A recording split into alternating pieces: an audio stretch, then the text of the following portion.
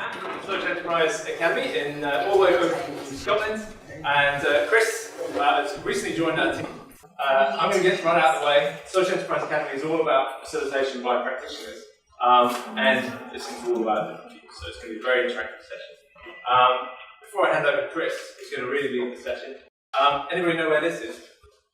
Nice nature-based scene behind us. Chill us all out. New Zealand? Where? New Zealand? New Zealand, nice try.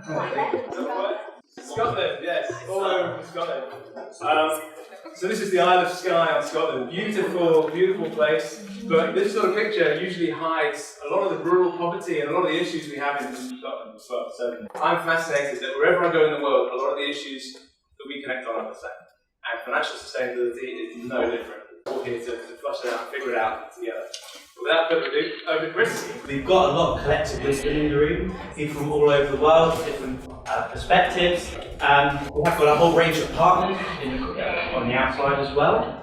But also the aim is to understand to what extent can your incubator be financially sustainable, and also what are the underpinning factors that and assumptions you've made that will make your incubator financially sustainable. I was going to flick through some slides, and essentially we created a resource pack which has some really interesting documents which basically share real-life examples and experience of organisations when they've looked at some of these questions. So the first few slides is essentially saying, hey look, where's the money coming from? And this is a quick graph showing that generated revenue, 72% of incubators that answered this said they generate some of their revenue from incubating fees. The public, interesting, university scores quite highly on this survey, which is by the European Business Innovation Centre. And also we've got things like philanthropy and venture capital, which are quite far down. So maybe some of these organisations might be working with incubatees that are more social. I'll share these slides, of course. Another interesting diagram is the one on the right here, which is the source of funds, government at the top, then corporate sponsorship, which we've got over there. Equally, you've got universities here, we've got space rental, return on investment from equity and donation. And then we move on to the cost side. So where is this money actually going? So right at the top, it's quite staff heavy, no surprises there. And then we've got staff salaries, and we've got consultants, and we're moving down into things like events and staff training of ways of actually spending money.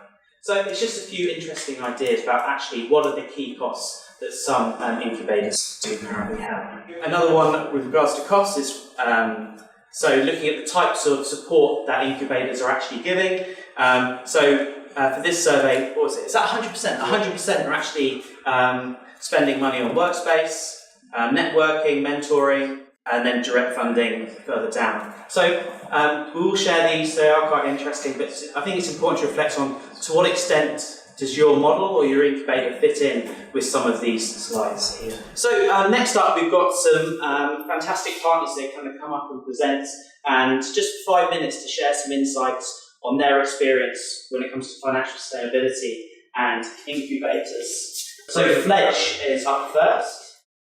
Alright, there's a whole bunch of startups out there.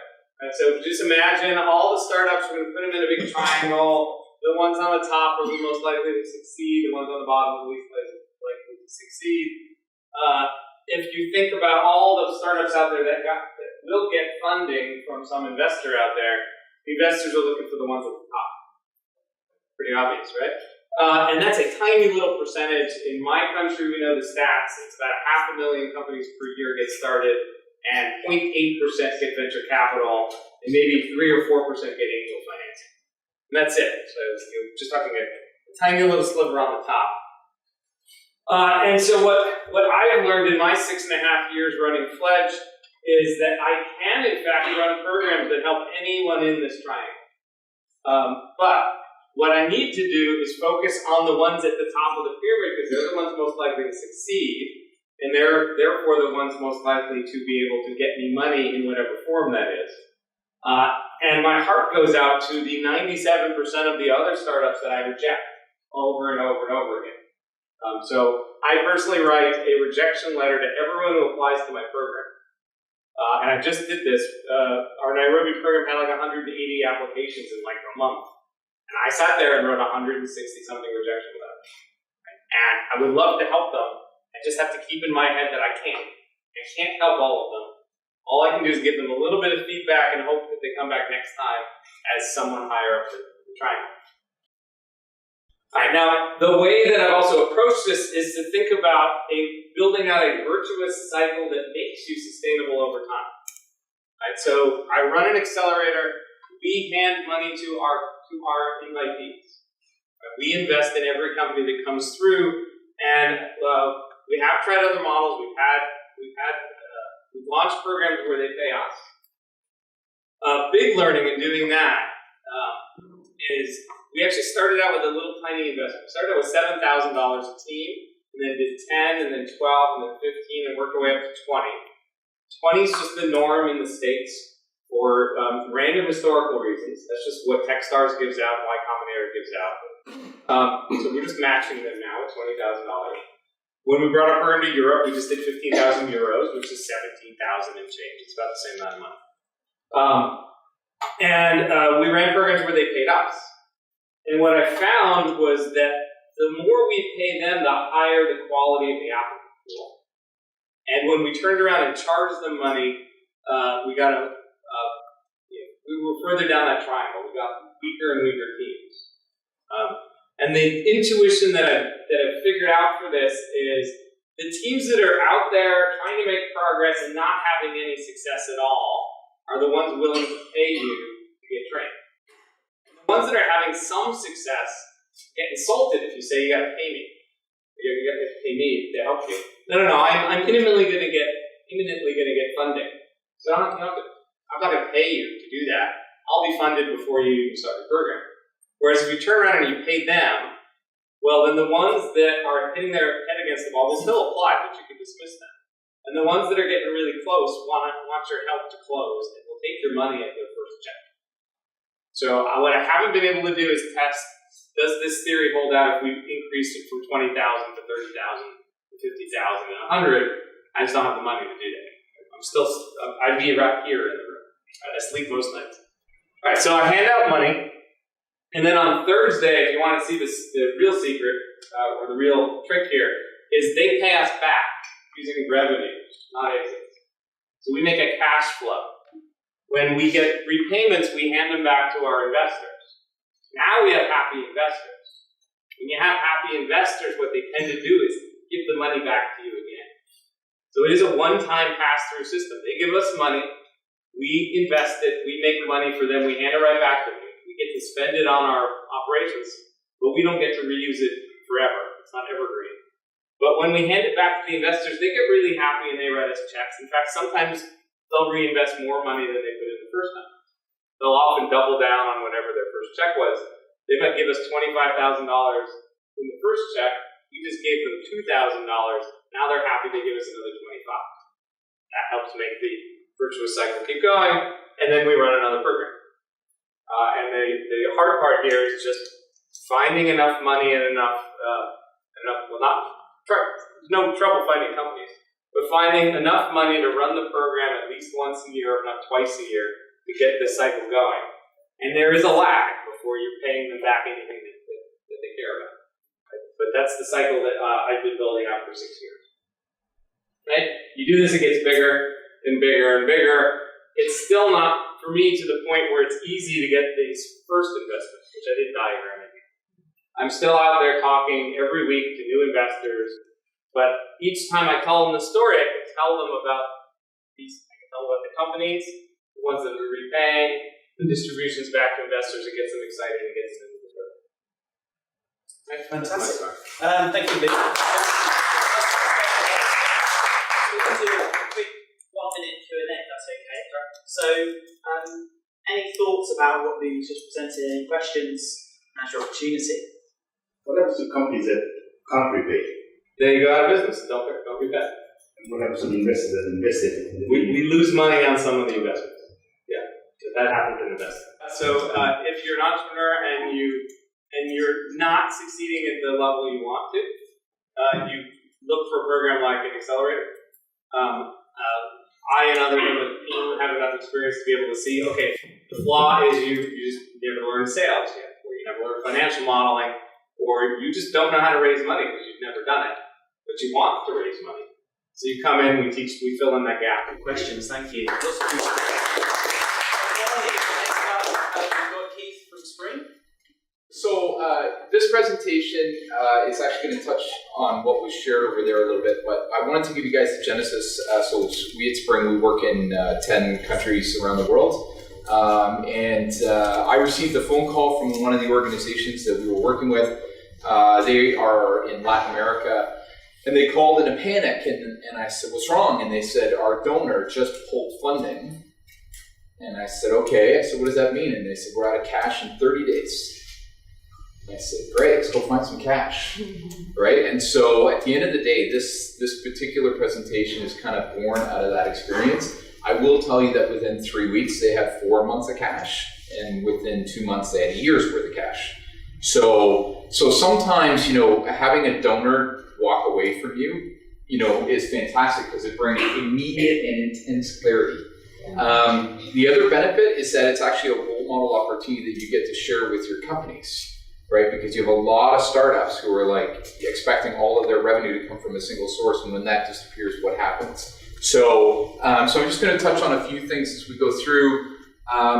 You guys are, many of you from the same country. Be unique, right? When you guys are going through business model canvas with your organizations, you're telling them how they're supposed to be different from the competition. Please do the same, right? So the important part here is to identify how you will uniquely serve the community and the entrepreneurs and or the investors unlike anybody else. Because the more that you are unique in the marketplace, the more that you can attract investors. It's like Luni. Luni is running the only social impact accelerator in the city of Seattle, right? Which means that he looks unique and different and hopefully appealing. Actually, there's like 4 more now. But when you I'm start, the only one in Seattle that's investing. right? So donors, you guys know this. Donors actually, I think, play such a critical role in the ecosystem because they help you get started.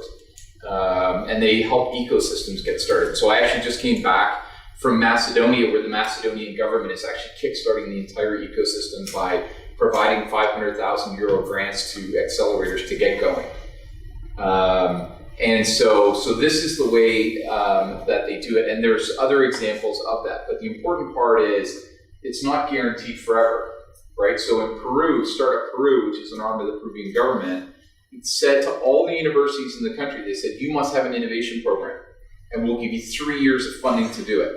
So when I was there in September, everybody was panicking, and I didn't have to guess. And I'm like, so you must have less than a year of funding left. And they're like, yeah, right? So the point is, donors are great to get things going, but the goal is how do we become self-sustaining if donors happen to go away? So sponsors actually did come up. And sponsors actually comes up on 2 different levels. So you'll have organizations that care about entrepreneurship because it's a part of their CSR initiative, or it's because of part of their vision and values. Other people just want the deal flow, right? FedEx wants the deal flow. So FedEx, for example, supports entrepreneurship challenges and contests around the world. In addition to that, lawyers, accounting firms, insurance companies, all of these organizations ultimately tend to look for deal flow. It will depend on the nature of your market and the type of entrepreneur that you're working with.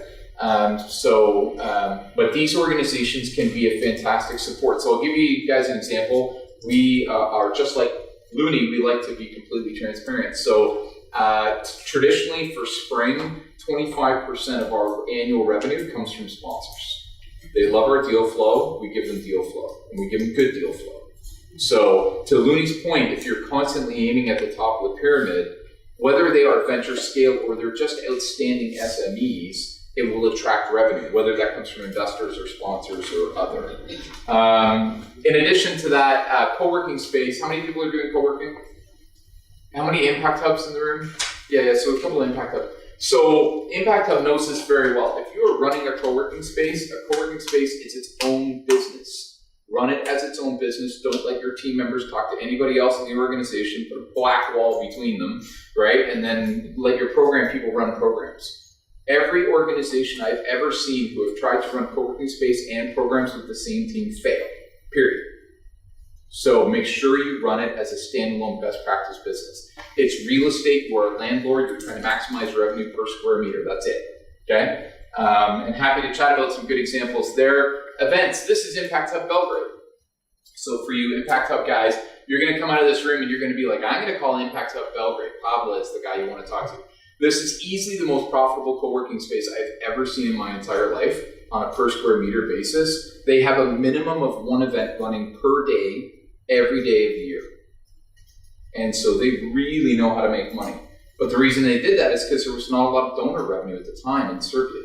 So they had to figure it out. And so they've done a really, really fantastic job of doing it. Not many of you talked about this, but this is a fantastic place for many of us to go, especially if you are in the capital city of your country, and that is corporate innovation training. It's probably the hottest thing that's happening right now. Corporate innovation actually happens on a few different fronts. So one is you can teach the corporate teams how to do internal innovation. And then the second one is you can run incubators and accelerators on their behalf. There are now global best practice examples of this, but this is a very, very high financial return option for you.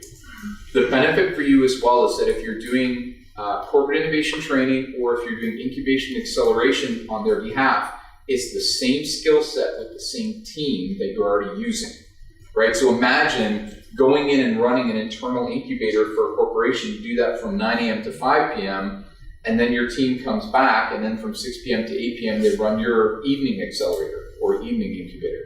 So just know that it's a fantastic way to leverage that high cost component, which is your team.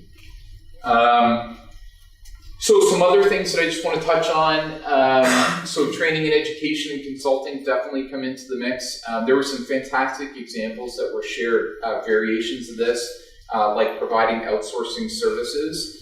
The important part for you is to think a little bit about how you're going to scale the cost and scale the team. Because sometimes, you see the workload, but the revenue per employee is not high enough, and then you just end up having a whole bunch of employees but still not making any money. So the one thing I did want to highlight to you is the image that is there is from the Coder School. So boot camp schools are probably the biggest trend that's happening right now on a global basis in terms of training and education. So this is, learn how to become a developer in 12 weeks, learn how to become a digital marketer in 12 weeks. These programs tend to be high value once you know that the deal flow is there on the other end to hire them. So for example, in Vancouver, there's an organization called Lighthouse Labs, and they can actually stand in front of each cohort and say, I guarantee 100% employment. And they have been guaranteeing 100% employment for 5 years. And they run a class of 22 students, teach them how to become developers every single month. Every month, 22 students, every month for 5 years, 100% guaranteed employment, because they know the demand is on the other side. So what you want to do is when you come into this notion of boot camp schools, what does your marketplace need? And then fill that need when the time is right. And then this is the fun one. How many people think they cannot charge an entrepreneur for your programs? You can't. How many people believe you can't charge for your programs? Well, you guys are awesome. You should have 3/4 of the room raise their hand. It is really interesting. This is the one place where you can actually add the most value, I think, for entrepreneurs beyond your core program. Because raising money is the single hardest sale that any human being will ever undertake, right? Because generally speaking, if I'm selling this laptop to you, right? One person, here's the laptop, you say yes, you sign a contract, it's done, right? The average company takes anywhere from 10 to 20 investors in an investment round. And so you're trying to get 10 to 20 businesses in effect to sign the exact same contract. Try and do that every day, right? So if you can train entrepreneurs how to raise money, not only can you really help them because it's the hardest thing they will ever do, but the second thing is you can charge them for it. You can either charge upfront or you can charge a success fee depending on the characteristics of the round. So these are some of the important components, and I just want to share this with you because it is important to note that we as businesses need to remember that we are a business first, and we can only change the world if we survive and thrive to then show ourselves as role models to our companies. Any quick questions? Please. On the corporate innovation side, what would be like your recommendation? Like, let some of the participants know here about like how to withstand maybe the longer sales pipeline that it might take, or just in order to be able to get a deal through. Yeah, so with corporate innovation, it's a very good question, which is, if I start to sell corporate innovation today, how long does it take for me to get to revenue? And so what we always start with is we start with events and individual workshops. That sales cycle tends to be 60 days or less.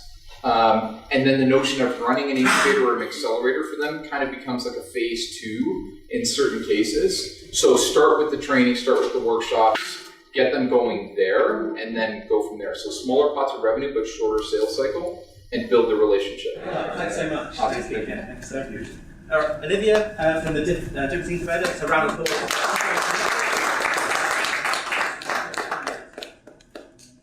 So hello, g'day, Yama.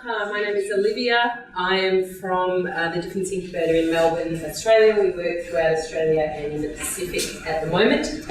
And we exist to awaken the possibility in Australia to create more and more believers that it is possible for all kinds of organisations to do good, real social change, and to make money. And we won't compromise on either side of that.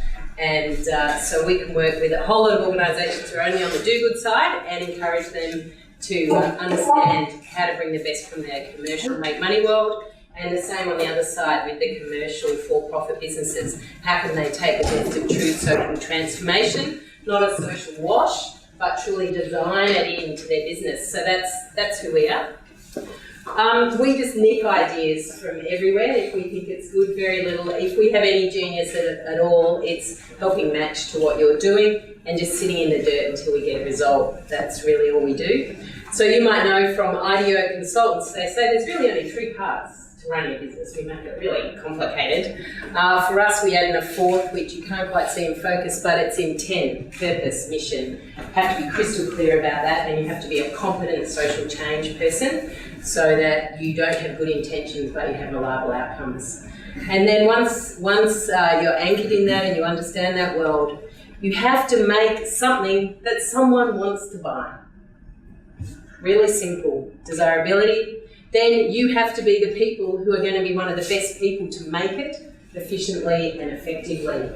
And somehow that all has to work so that most of the time you make a surplus. So the reason I'm showing you that is because that's how we live or die ourselves at the Difference Incubator. We use the exact same tools that we teach, and we require the same standards of ourselves.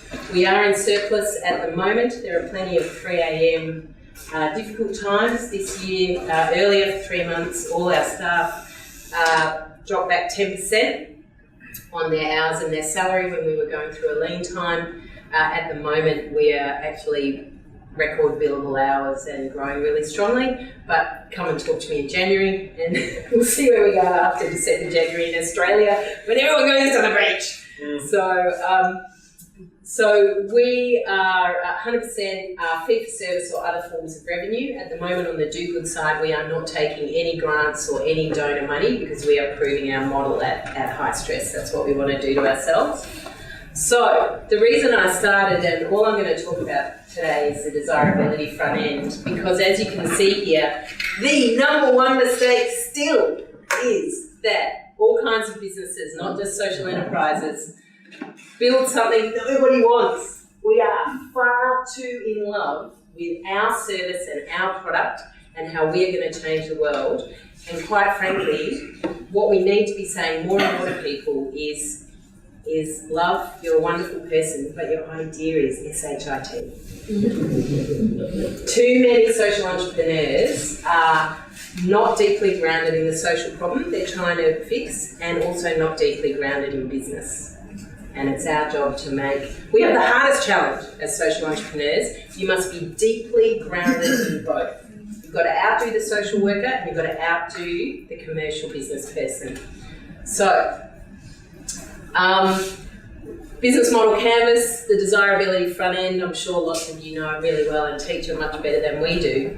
And I just want to take you through, in the 12 years that we've existed, we've had at least 3 major business model reviews. We've gone from investor offerings, investment in businesses and sharing profit. We've gone from being fully supported by some angel donors to help us get on our feet, and now at the moment we're really trying to stress test ourselves with 100% fee for service. So what we've done recently is we've just re-looked at who our customers really are, and so in Australia at the moment for us, our business, 5 years ago it was category C. We were working with most. That was probably 80 to 90% of our business. Right now, it's actually A and B are about 80% of our business. We find in Melbourne and in Australia particularly, there's a lot of accelerators working with entrepreneurs and not doing a fee-for-service model, which we do. So we have corporates in CSR, corporates who are interested in shared value. They would normally speak of it from their side of the fence.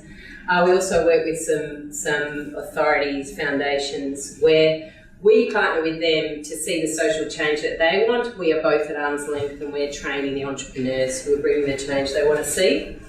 In Australia, there's a lot of organisations who on the make money side know that they won't be able to employ millennials if they do no social good or if they do social wash. So we are working with more and more of the make money to do blended value that do good make money together.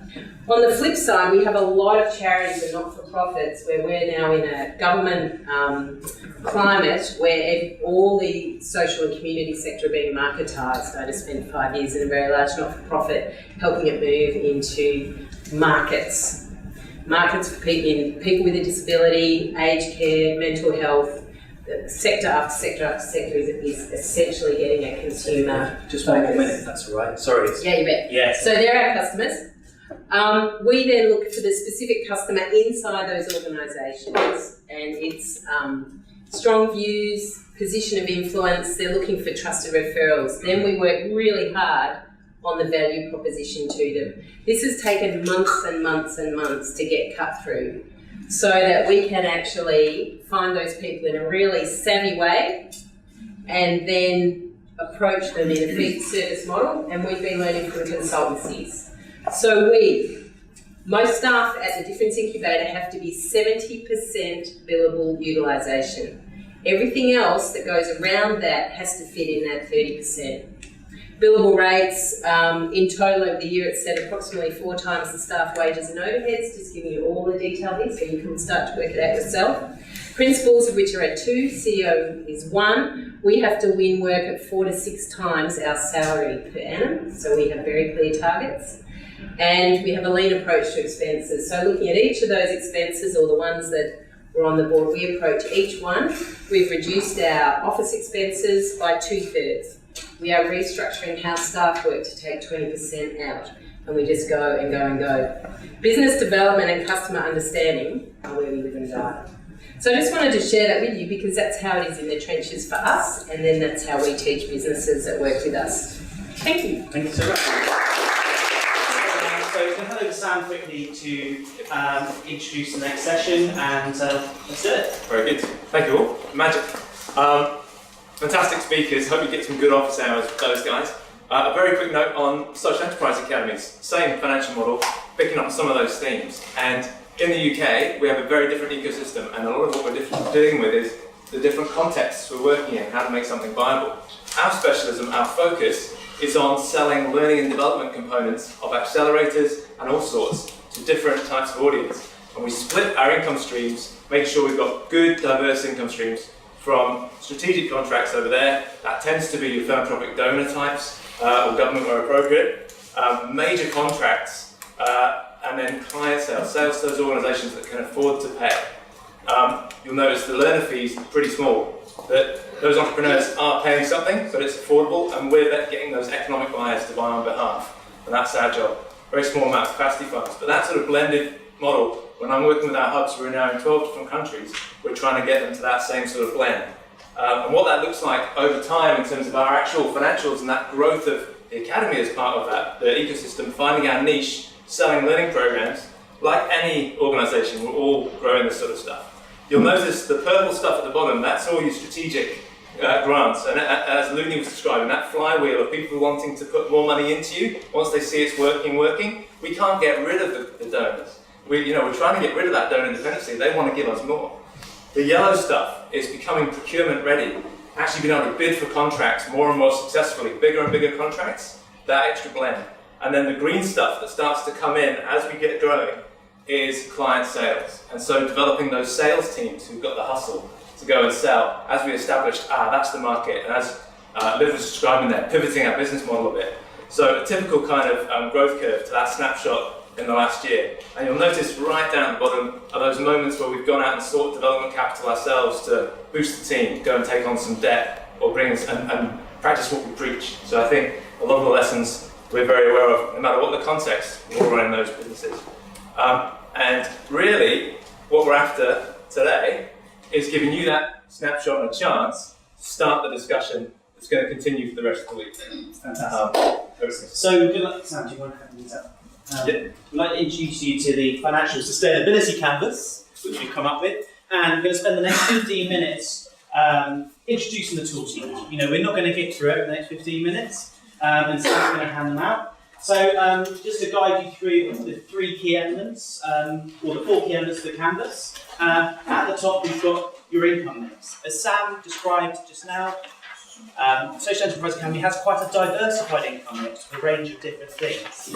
But it's taken them, 12 years? 15 years? 14 years to get to that stage where they've got that different income mix. So, an example of how that might fit into your organisation is essentially what we're asking is, in the long term, in 14, 15, 20 years, ideally, what does your income mix look like? Which ones of those people on the graph over there are going to write you the check, and what's that going to look like? Then we're going to move down into saying, well, at that time period, in the long term, in the medium term, and currently, what are your key costs? Do you have any startup costs? Are there any costs that you anticipate will happen over time? Then it'd be great for you to talk a little bit more about what profits you're hoping to make over a period of time, what reserves for a rainy day. Liv talked about how much working capital she had at a certain stage. And lastly, right at the bottom, because we are thinking about social, is saying, what's the social impact that you want to make? Any comments, feelings, or suggestions about that? And also, what key assumptions have you made when articulating your income mix, your costs, your revenues, your reserves? What key actions do you need to do between the long term, the mid term, and now to minimise the risk when it comes to your assumptions? So, does everyone kind of understand the aim of the next 15 minutes in the canvas? Anybody got any questions? Okay, so I'm going to ask you to split into your groups of your organisations. If there's 2 of you in the organisation, that'd be great. And my question to you for the first 5 minutes is, what does ideal look like in the long term? Ignore the mid-term, ignore now. Ideally, what does your income mix look like in 15, 20 years' time? What are the associated costs you think might occur when it comes to actually providing those services and generating that income? What are the profits? What reserves ideally do you have as maybe a monthly rate, or actually a monthly workflow, or actually a physical number? And actually, what impacts you hope to have? So, next 5 minutes, long term only. Please don't go into mid-term and now, and jot down some of your thoughts. Just because the program partners are in the room, by all means, circulate and have If you're struggling, on the board here, I've got some of the questions you might ask yourself when it comes to trying to answer some of the areas. One of the things I would say, and Sam and I, when we create this tool, this is something hopefully will frame your conversations over the next week. This is just the start. We've got a session, a panel session tomorrow. And the key thing for me is what key questions have dropped out of this for you? Okay? What are the key things maybe you need to ask the partners when it comes to your specific context that you're working in? Because it is all about context. What might work well in Seattle doesn't work well in other places, for example. And I suppose the other area is the importance of having a diversified income stream. I think listening to Sam with the Social Enterprise Academy, understanding is how do you hedge your bets and what key assumptions have you made in articulating your income stream. So all that is to say thank you from myself and Sam. It's been a real pleasure. I've loved the energy in the room. You're all awesome, and look forward to spending the week with you. Thank you so much.